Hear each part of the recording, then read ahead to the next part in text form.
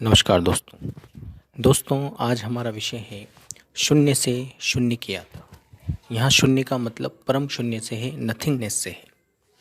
शून्य से शून्य की यात्रा ही सारे जीव करते हैं।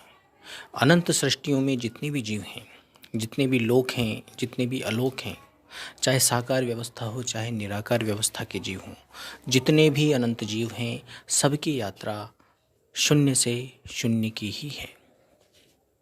इसी शून्य से शून्य की यात्रा में ही जीव उलझा हुआ है और यही इसका मूल आवागमन है।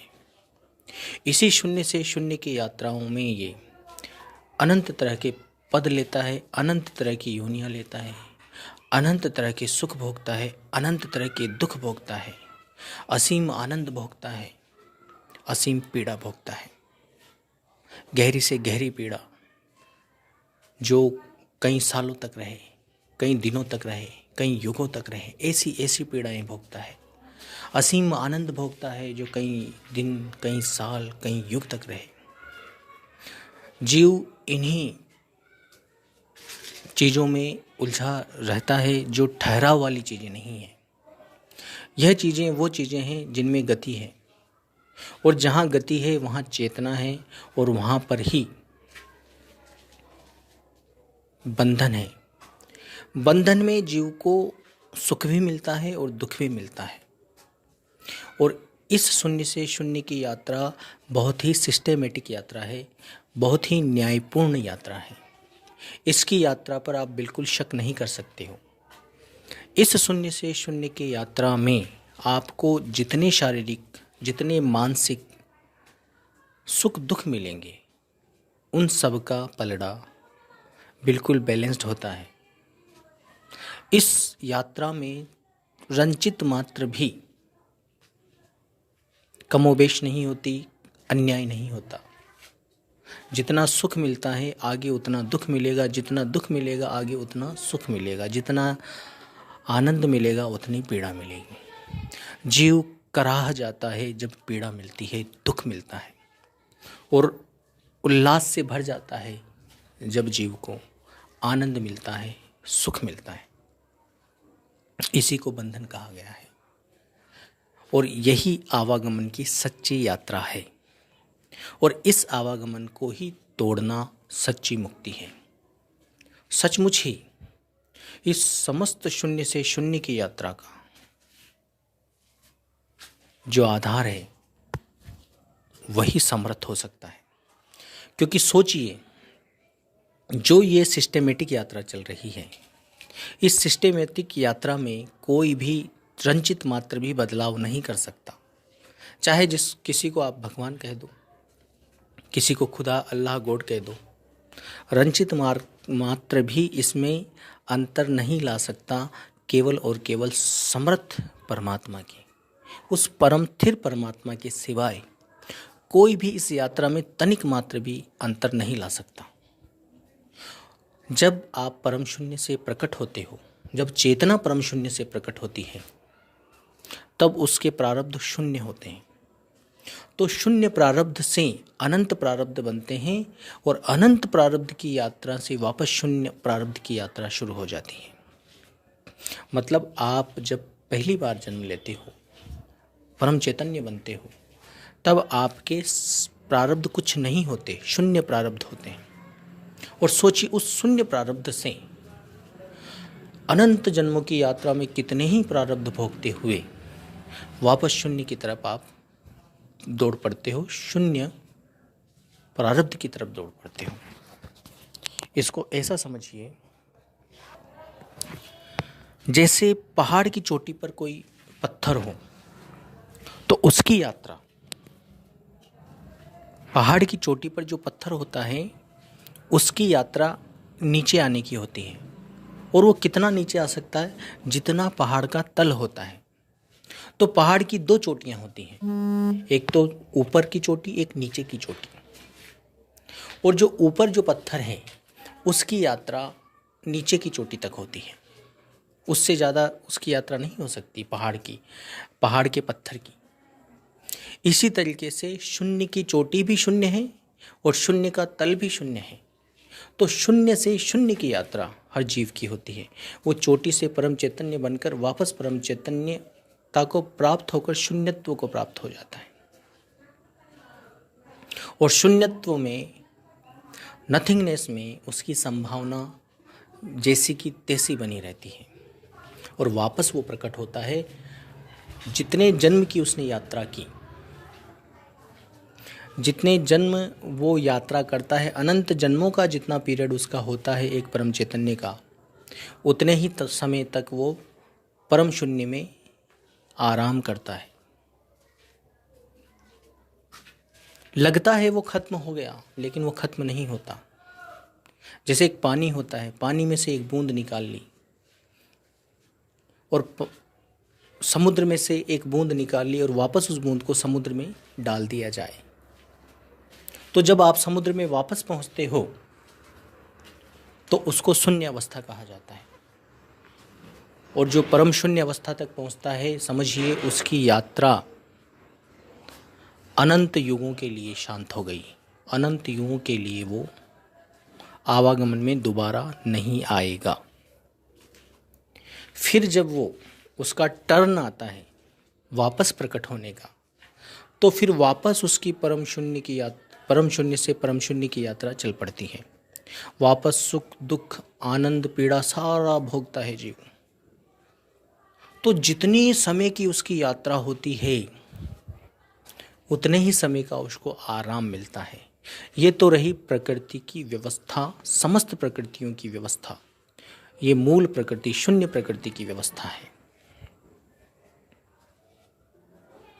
इस तरह से जीव यात्रा करता है। इसका मतलब ये हुआ कि जब वो यात्रा कर रहा होता है आवागमन की, जब वो शून्य से शून्य की यात्रा कर रहा होता है, तो उसमें जो थकान उसको होती है, जो उसको परेशानियां उठानी पड़ती हैं, उन सब परेशानियों का उतने ही समय के लिए आराम उस जीव को मिलता है। मतलब अनंत समय की यात्रा और अनंत समय का आराम।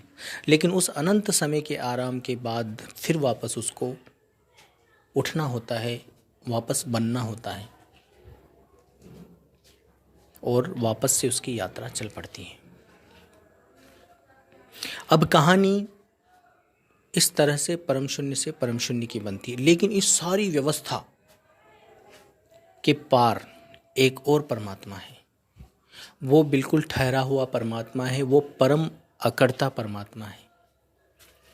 और निश्चित ही सारे कर्तापन का एक आधार निश्चित होता है, और वो आधार स्वयं परमात्मा है। और स्वयं परमात्मा, इसीलिए वो परम ठहराव है, परम थिर है और परम अकर्ता है। क्योंकि सारी कर्ता व्यवस्थाएं, जितने भी कर्ता व्यवस्थाओं की आप सोच सकते हो, वो सारी कर्ता व्यवस्थाएं शून्य से शून्य की तरफ ही हैं। इससे ज़्यादा कर्ता व्यवस्थाएं न तो आप कल्पना कर सकते हो, ना ही हो सकती। जिस भी चेतना में आप रहो, उस चेतना में जितने भी कर्तापन की आप कल्पना कर सकते हो, सारे कर्तापन का सिस्टम इस शून्य से शून्य की यात्रा में ही मिल जाएगा। और इस संपूर्ण कर्तापन का आधार स्वयं परमात्मा है, परम थिर है।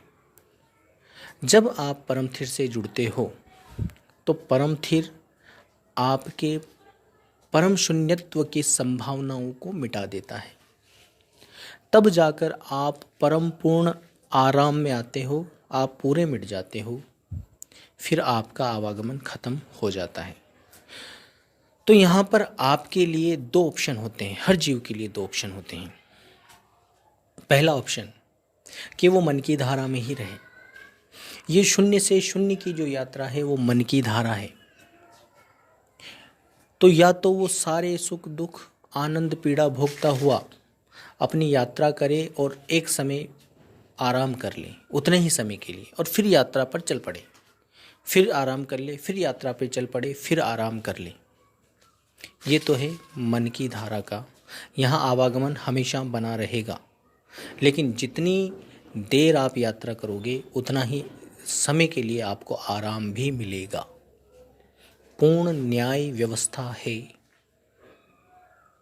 इस सारी प्रोसेस में। क्योंकि ये सारी प्रोसेस का आधार परमात्मा है। तो उस परमात्मा के आधार होने की वजह से ये व्यवस्था ही बनी ऐसी है कि पूर्ण न्यायपूर्ण है ये व्यवस्था। तो या तो आप शून्य से शून्य की यात्रा करके इस पूरे मन की धारा में रहो, या फिर सीधे अपने आप को परमात्म कृपा से मिटाकर परमात्मा ही हो जाओ। परमात्मा पूर्ण रूप से ठहरा हुआ है, परम स्थिर है, इसीलिए वो सर्वव्यापक है। कई लोग अचल की, स्थिर की परिभाषा गलत करते हैं। स्थिर वही हो सकता है जो सर्वव्यापक है, क्योंकि अगर कोई कहीं किसी स्थान पर रह रहा है जो एक व्यापी है, वो स्थिर नहीं हो सकता, उसकी स्थिरता डगमगाएगी। स्थिरता का पहला नियम यह है कि आपको सर्वव्यापक होना जरूरी है, तभी आप स्थिर रह सकते हो। अन्यथा अगर आप एक व्यापी हो तो निश्चित आप न तो समर्थ हो, ना ही परमात्मा हो, ना ही स्थिर हो, क्योंकि फिर आपका डायमेंशन निश्चित हो जाता है। आप देह ही हो, देह स्वरूप हो आप। आपकी ऊंचाई, लंबाई, चौड़ाई निश्चित हो जाती है, आपका आयाम निश्चित हो जाता है, आपका डायमेंशन निश्चित हो जाता है। और इस शून्य से शून्य की यात्रा में ही सारे अनंत डायमेंशन निहित हैं, और सारे डायमेंशंस को, सारे आयामों को परमात्मा ने ही आधार दिया हुआ है। वो परमात्मा ही समर्थ परमात्मा है। वो परमात्मा ही इस शून्य से शून्य की यात्रा में जो दुख मिलते हैं, जो कठिनाइयाँ मिलती हैं, जो पीड़ाएं आप उठाते हो, ऐसे ऐसे दर्द जो सहे नहीं जाते, उन दर्दों को भी परमात्मा ही ठीक कर सकता है। ये परमात्मा, परम स्थिर परमात्मा, वही ठीक कर सकता है, क्योंकि पूरी व्यवस्था तो निमित्त है। पूरी व्यवस्था तो आपको बिल्कुल परफेक्टली यात्रा करने के लिए मजबूर करती है। इसीलिए इस शून्य से शून्य की यात्रा में अगर कोई ये समझता है कि वो कर्म कर रहा है, वो करता है, तो ये उसकी गलती है। तुम सब बहाव का हिस्सा हो। बहाव का हिस्सा का मतलब सारे कर्म बहाव में ही हो रहे हैं, आप कोई कर्म नहीं कर रहे हो। जब परम शून्य से पहला परम चैतन्य प्रकट होता है, उसके सारे कर्म, सारी यात्राएं, सारे जन्म, सारी घटनाएं, सारी परिस्थितियां पहले से ही तय हो जाती हैं, उसी वक्त तय हो जाती हैं। इसीलिए वो शून्य से चलकर अनंत प्रारब्ध को प्राप्त करते हुए वापस शून्य को प्राप्त होता है। इसको बहुत गहराई से समझना होगा, और ये कोई इतनी बड़ी बात नहीं है कि समझने के लिए बहुत ज़्यादा ज्ञान लगाना पड़ेगा। नहीं, एक बार उस परम स्थिर में ठहर कर देखिए, ये ज्ञान आप में बिल्कुल सहज रूप से आप में प्रकट हो जाएगा। कहने का मतलब ये है कि इस सारी कठपुतली व्यवस्था से हटकर हमें परमात्मा से जुड़ना है। लेकिन इस कठपुतली के अंदर, इस शून्य से शून्य की व्यवस्था में ही जो जीव हैं, उसको परमात्मा नहीं मानना है। वो समर्थ हो भी नहीं सकता। वो हमको विराट से अति विराट लग सकता है कोई जीव, उसके कर्म हमसे श्रेष्ठ हो सकते हैं, उसका कर्तापन जो दिखाई देता है, वैसे तो कर्तापन किसी का है नहीं, सब बहाव का हिस्सा है। जैसे नदी पहाड़ से बहती हुई समुद्र में चली जाती है और फिर वापस समुद्र से वाष्प बनकर पहाड़ पर चली जाती है। तो ये जो साइकिल है नदी की, उसी तरीके से शून्य से शून्य की तरफ साइकिल है हर जीवों की। हर जीव इस तरह से बनते हैं, वापस शून्य में समा जाते हैं। शून्य में समाने का मतलब वो जीव मिट जाता है और वहाँ पर एक रस हो जाता है, शून्य में जाकर एटमलेस हो जाता है, और उस एटमलेसनेस से वापस एटम्स बनते हैं। आप इस तरह से इसको समझ सकते हो। समझाने का ये तरीका है कि वहाँ शून्य में जाकर कोई भी चेतना अणुरहित हो जाती है और वहाँ से निकलकर वो अणुओं में कन्वर्ट हो जाती है। बड़ी सीधी सी बात है। और ऐसी छद्म व्यवस्थाएं परम शून्य से फिर अनंत व्यवस्थाएं बनती हैं, अनंत आकाश बनते हैं। और इन आकाशों के बारे में मैंने और ऑडियोज़ वीडियोज़ में बताया हुआ है, वहाँ से आपको क्लैरिटी होगी कि परम शून्य के आकाश के बाद परम चैतन्य का आकाश बनता है, फिर उससे थोड़ा सा स्थूल आकाश बनता है नीचे की तरफ, फिर उससे और स्थूल आकाश बनता है। इस तरह से अनंत आकाश बनते हैं। और सारे आकाशों की निराकार व्यवस्था होती है, साकार व्यवस्था होती है। उनकी निराकार मुक्ति होती है, साकार मुक्ति होती है। उनकी क्रियाएं, उनका कर्म सबका अलग अलग होता है, सबकी व्यवस्थाएं, सबके आनंद, सबकी सुख दुख की श्रेष्ठताएं अलग अलग होती हैं। और ये व्यवस्थाएं अनंत तक जाती हैं। अगर सही मायने में देखा जाए तो शून्य ही अनंत है और अनंत ही शून्य है। लेकिन इस समग्र अनंतता का आधार स्वयं परमात्मा है और वो स्वयं निराधार है। कभी उस ठहरे हुए परमात्मा से, उस परम स्थिर परमात्मा से अपने दुख की विनती करके देखना। वो दुख ऐसे छू मंतर कर देता है, जिस दिन सटीक प्रार्थना उससे लग जाती है उस दिन आपका दुख छू मंतर हो जाता है। ऐसा नहीं है कि दुख संतों पे नहीं आए, ज्ञानियों पर नहीं आए, पूजा भक्ति करने वालों पर नहीं आए। सब पर दुख आता है, सब पर परेशानियां आती हैं। क्योंकि अगर वो केवल आनंद ही आनंद की कल्पना करे कि मुझे तो जीवन में आनंद ही आनंद चाहिए, तो वो संभव है भी नहीं। अगर वो सोचे कि सुख ही सुख चाहिए, तो वो भी संभव नहीं है। जितने भी संसार में जीव हैं, सबको दुख भी भोगना पड़ता है, चाहे कितना ही श्रेष्ठ पद पे हो, कितनी ही अच्छी व्यवस्था में जीता हो, उसको भी दुख और पीड़ा सहन करनी पड़ेगी। उसके मन में भी बार बार, कई बार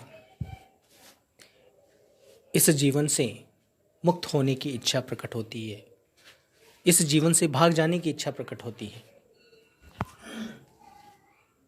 और ये व्यवस्था केवल इसी लोक में नहीं है, ये दुख और पीड़ाओं का जंजाल इसी लोक में नहीं है, ये सारे लोकों में है। अब ये अगर कोई पूछे कि ये व्यवस्था क्यों चल रही है, इसका कारण क्या है, तो ये सारी व्यवस्था अनादि व्यवस्था है। शून्य से शून्य की जो यात्रा है वो अनादि है, अनादि मतलब ये कभी नहीं मिटती, इसीलिए ये अकारण है। क्योंकि कोई भी व्यवस्था का अगर कारण होता है तो वो अनादि व्यवस्था नहीं होती, वो आदि व्यवस्था होती है। और जो आदि व्यवस्था होती है, इसका मतलब किसी पॉइंट से उसकी शुरुआत हुई है, और जब उसकी शुरुआत तय है तो उसका अंत भी तय होता है।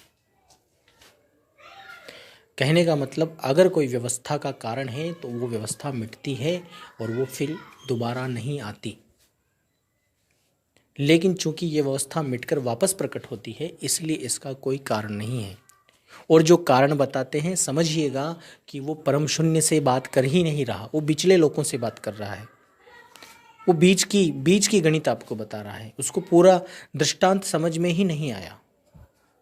और जिसको पूरा दृष्टांत समझ में आ गया, समझिए वो सीधा आपको परफेक्टली सारी चीज़ें बताएगा, परम शून्य से बताएगा, परम शून्य तक बताएगा। और उसके हटकर परमात्मा बताएगा कि परमात्मा सच में कौन है, कैसा है। कई लोग कहते हैं कि परमात्मा अगर सर्वव्यापी है तो दिखना चाहिए। जैसे मछली समुद्र में रहती है, उसको सब दिखाई देता है लेकिन पानी नहीं दिखाई देता, और पानी सर्वव्यापक है उसके लिए। इसीलिए परमात्मा हर अणु परमाणुओं और जहाँ शून्य है वहाँ भी है। जहाँ कुछ नहीं है वहाँ भी परमात्मा है। नितत्व इसलिए कहा गया। ऐसा नहीं है कि जहाँ पर नथिंग है वहाँ कुछ नहीं, वहाँ परमात्मा है, लेकिन वो परम अकर्ता है। इसलिए तत्व की दृष्टि से वहाँ पर नथिंग कहा जाता है, परम शून्य कहा जाता है। तो ये सर्वव्यापिता हमको नहीं दिखाई देती, क्योंकि मन के पार की अवस्था है ये सर्वव्यापिता। क्योंकि हम जान नहीं सकते कि जितना एरिया किसी पत्थर ने घेरा हुआ है उतने ही एरिया में परमात्मा भी है। तो ये कैसे संभव है कि किसी क्षेत्रफल में उतना ही तत्व है और उतना ही परमात्मा है? वो परमात्मा उतने ही क्षेत्रफल में तत्व के साथ भी इसलिए रहता है क्योंकि वह नितत्व है, तत्व अतत्व से परे, इसीलिए वो अलग है। मन अपने साइंटिफिक माइंड से उसकी दशा और दिशा को नहीं जान सकता, इसीलिए वो मन के पार है और विज्ञान और ज्ञान के पार है। इसीलिए वो परमात्मा है। क्योंकि जो आपकी पकड़ में आ गया, जिसको आप जान लो, वो कहाँ परमात्मा हो सकता है? वो उसको तो आप अपना गुलाम भी बना सकते हो। जिसको तुम जान लो, जिसको मन जान ले, जिसको ज्ञान या कोई इंस्ट्रूमेंट जान ले, वो फिर परमात्मा नहीं हो सकता। वो तो निश्चित ही कोई जीव है। जिसके तुम दर्शन कर लो, जिसका साक्षात्कार तुम कर लो, वो परमात्मा नहीं हो सकता। क्योंकि जिसका साक्षात्कार किया जा सकता है वो भी जीव है और आप भी जीव हो। आप भी जिंदा, वो भी जिंदा। आपने उसके दर्शन कर लिए, उसने आपके दर्शन कर लिए।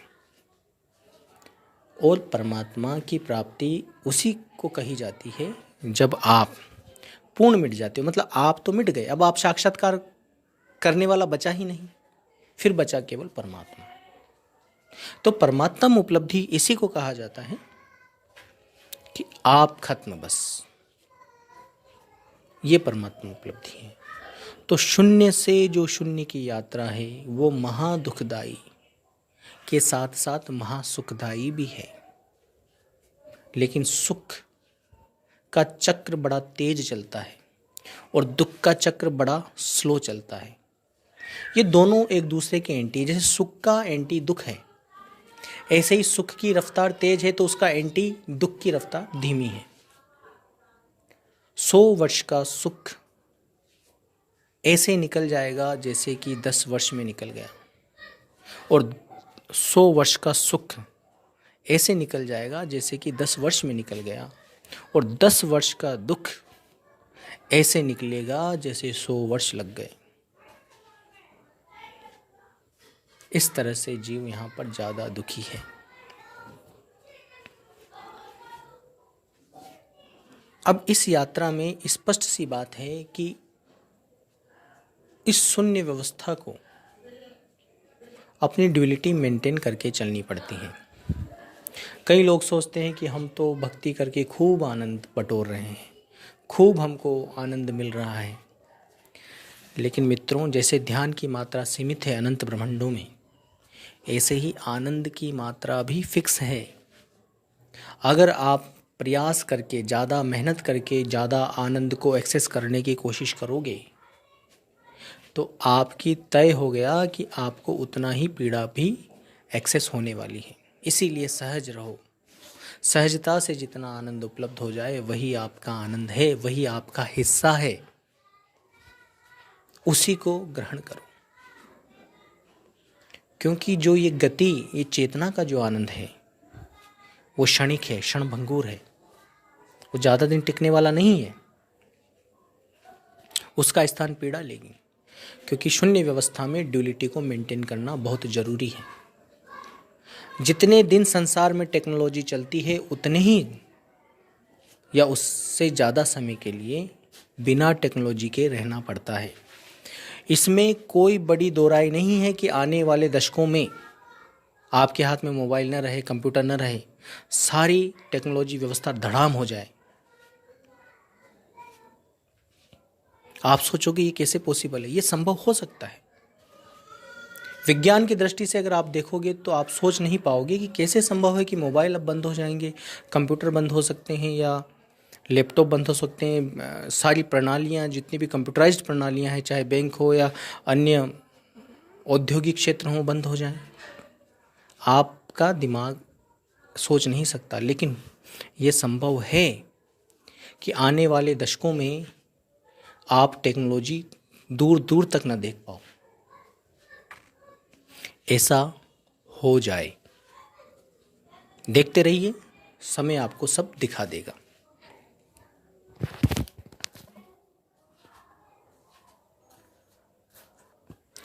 किसी भी जीव को जिस भी तरह की रिद्धियाँ, सिद्धियाँ, शक्तियाँ की आवश्यकता होती है, तो वो अगर इसी शून्य व्यवस्था से लेने की कोशिश करता है तो उसके दुष्परिणाम बड़े गहरे होते हैं। लेकिन जो परमात्मा के परम ठहराव के सम्मुख होकर जो शक्तियाँ, रिद्धियाँ, सिद्धियाँ मिलती हैं, वो अमृतपूर्ण होती हैं। अगर आपके जीवन में गहरे दुख हैं और कट नहीं पा रहे हैं, दूर दूर तक, सौ वर्षों तक, आपको लग रहा है कि ये तो पूरे जीवन भर टिकेगा, आपको लगता है इसका कोई समाधान ही नहीं है, उस परम थिर के सम्मुख होकर देखिए कैसे वो घुलने लगता है, कैसे वो मिटने लगेगा। आप आश्चर्य से भर जाओगे। ये है सच्चे परमात्मा की समर्थता। सारी सिद्धियाँ, रिद्धियाँ, शक्तियाँ जो अमृतपूर्ण हैं, वो ठहराव में है, वो स्थिरता में है।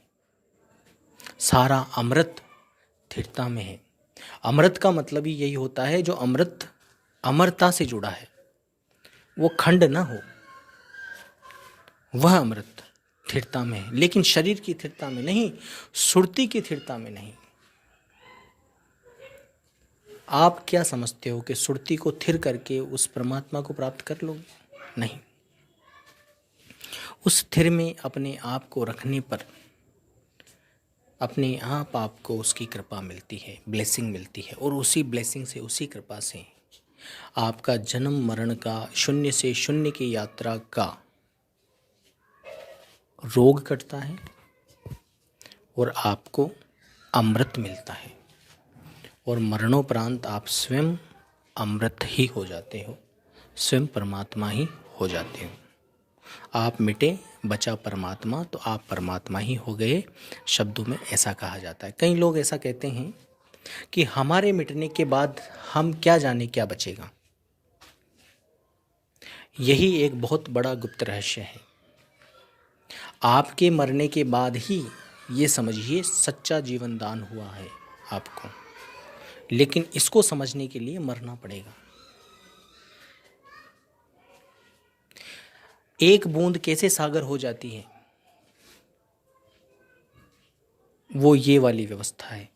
आप मर जाओगे तो आप सागर बन जाओगे। एक बूंद सागर हो गई। लेकिन इस बात को बहुत कम बिरले लोग समझ पाए हैं। बूंद का मिटना, परमात्मा हो जाना, इस गुप्त रहस्य को मन से कभी नहीं जाना जा सकता। ये अवस्था ही मन के पार की अवस्था है। इसीलिए जो स्वयं खोजी थे, उन्होंने शून्य को तो जाना, लेकिन शून्य की मरण धर्मिता को नहीं जाना। इसीलिए उन्होंने शून्य को ही अचल समझा, शून्य को ही स्थिर समझा। लेकिन उनकी भी बलिहारी है जिन्होंने शून्य को भी जाना। शून्य का साधक कोई छोटा साधक नहीं है, और शब्द का साधक भी कोई छोटा साधक नहीं है। इनकी यात्रा भी कभी ना कभी, किसी ना किसी जन्म में परमात्मा तक स्वयं को पहुंचा देगी। क्योंकि चाहे शब्द की यात्रा हो, चाहे शून्य की यात्रा हो, जीव जाने अनजाने में इन साधनाओं के दौरान परमात्मा के सम्मुख हो ही जाता है। और जब वो परमात्मा के सम्मुख होता है तो थोड़े थोड़े उसकी कृपा इकट्ठी होती चली जाती है, और किसी जन्म में वो कृपा पूर्ण हो जाती है, और वो परमात्म कृपाधिकारी होकर अपने आप को पूर्ण मिटाने में सक्षम हो जाता है। इसीलिए उस परम थिर को ही वंदिए, उस परम थिर को ही पूजिए, उस परम थिर में ही रमिए। वो परम थिर ही आपको आपका कल्याण करेगा। कई लोग कहते हैं कि शून्य से कोई तत्व प्रकट नहीं हो सकता, और इस बात पर वो अपना विवेक लगाते हैं। उनकी बात सही है उनकी विचारधारा के अनुरूप, लेकिन शून्य से तत्व प्रकट होता है, शून्य से परम चैतन्य प्रकट होता है, ये केवल आत्मकृपा पात्र व्यक्ति ही सही तरीके से जान पाता है। उसकी विवेचना भी सही तरीके से वही कर सकता है, आत्मकृपा पात्र। बाकी लोगों के लिए तो ये एक अनहोनी घटना है, वो समझ ही नहीं पाएंगे। जैसे कि कोई एरोप्लेन का इंजीनियर हो, तो एरोप्लेन की कमियां, उसकी खूबियां वो इंजीनियर ही जानता है। और जो गांव में रहने वाला जो बैलगाड़ी पर चलता है, वो उसके सामने अगर एरोप्लेन की बातें की जाएंगी तो वो अपने आप को विवेकी बताकर ये तो कह देगा कि तू बातें झूठ बोल रहा है, हम नहीं मानते, इसका प्रमाण दिखा। लेकिन वो एरोप्लेन का जो इंजीनियर है वो अंदर ही अंदर मुस्काएगा और उसकी गलती नहीं समझेगा। जो बैलगाड़ी पर सवार है या बैलगाड़ी चलाता है, देहाती है, अनपढ़ है, उसकी गलती वो नहीं समझेगा। उसको पता है कि ये नहीं जानता, ये नहीं समझता, इसकी बुद्धि में अभी ये बात नहीं आएगी, इसलिए वो उससे बहस भी नहीं करता। इसीलिए आत्मज्ञान में हम हमेशा सबसे कहते हैं कि बहस किसी से नहीं करनी है, क्योंकि अगर कोई बराबरी वाला है, आपके बराबर जानने वाला है, तो उससे भी बहस नहीं होगी। और जो आपके बराबर जानने वाला नहीं है, आपसे कम जानने वाला है, तो उससे भी बहस का कोई कारण बनता ही नहीं, उसको आप समझा नहीं सकते। इसीलिए बहस और ज्ञान चर्चा केवल परमात्मा की महिमा आप कर सकते हो। ज्ञान चर्चा जिसको कहते हैं ज्ञान युद्ध, कई लोग इसको ज्ञान युद्ध कहते हैं कि हमारे सामने आओ, हम वाणियों से आपको पराजित कर देंगे, तो वो उस बैलगाड़ी के जैसा ही है। बैलगाड़ी पर सवार व्यक्ति है जो एरोप्लेन की बातें सुनकर, एरोप्लेन की व्यवस्था को सुनकर उसको नकार देता है, वो वैसा ही है, उससे ज़्यादा कुछ भी नहीं है। इसलिए उसके सामने किसी भी तरह का कोई ज्ञान चर्चा करना भी निरर्थक है। जब उस पर कृपा होगी वो अपने आप समझ लेगा। अन्यथा आप सहजता से किसी को भी समझा सकते हो। जो सचमुच में रुचिपूर्ण व्यक्ति होगा वो आपके ज्ञान को समझेगा और सरलता से उसको स्वीकार करेगा। तो आज का जो हमारा ऑडियो था वो शून्य से शून्य की यात्रा है, और यही यात्रा में सारा अनंत सृष्टियों के जीव उलझे हुए हों, चाहे वो ब्रह्म पुरुष हों, चाहे जीव हों, चाहे जो भी हों, चाहे लोक व्यवस्था हो, अलोक व्यवस्था हो, सारी लोक अलोक व्यवस्थाएं भी टूटकर सबका प्रलय आता है और वो शून्य में ही समा जाती हैं। तो कहने का मतलब जितनी चीज़ें बनती हैं वो सब मिटती हैं, और जितनी मिटती हैं वो सब दोबारा बनती हैं। एक बिल्कुल परफेक्ट पैटर्न है, वो बार बार रिपीट होता है, और ये अनंत समय के लिए चल रहा है ये पैटर्न। तो यही शून्य से शून्य की यात्रा को परमात्म कृपा से ही मिटाया जा सकता है, उस परम थिर में रमकर ही मिटाया जा सकता है, और कोई चारा नहीं है। और इस यात्रा, ये इतनी अद्भुत, इतनी लंबी, इतनी गहन यात्रा है शून्य से शून्य की यात्रा में। अगर इस यात्रा से निकलने में आपको 2 जन्म 10 जन्म भी लग जाते हैं तो मैं तो कहता हूँ बहुत छोटे हैं, क्योंकि इस अद्भुत, इस अमूल्य ज्ञान को सबके लिए समझना मुनासिब भी नहीं है। ये ज्ञान सबके लिए नहीं है। आप खुद सोच कर देखिए कितनी बड़ी बात है।